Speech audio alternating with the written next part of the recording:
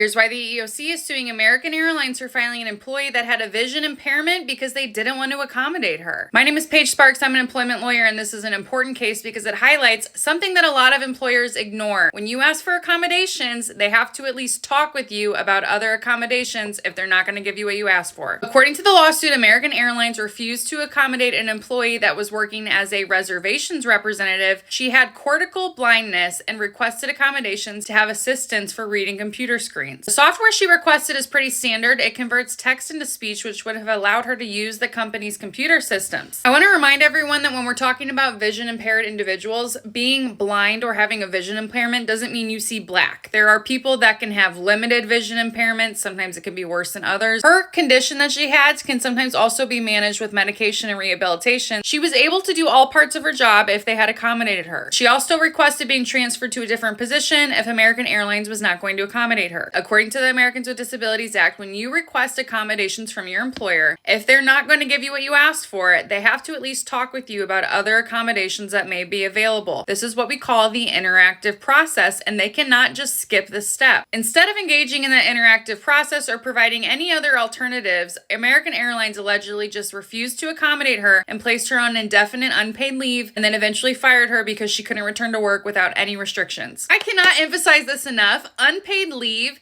is not an accommodation, especially if an accommodation actually exists that the company could provide. They can't just say, nope, take unpaid leave forever. It's like the biggest pet peeve of mine when companies do this shit. This case was recently filed in the Northern District of Texas. I'm going to have the case number in the caption if you want to look it up for yourself. If you're going to request accommodations from your employers first, I recommend that you always do it in writing. That way you can prove that you did it. Then list out accommodations that may be helpful for you, and you can even explain a little bit why that may be helpful. That way the employer has some context. If they're not going to give you the accommodation you requested, they may have other alternatives they can provide. If they entirely skip that step and just put you on unpaid leave or refuse to accommodate you for no good reason, talk with a lawyer in your state or check with the EEOC because they can't do that. They cannot just skip the interactive process and say, see you later. Make sure to follow me to learn more about your rights at work.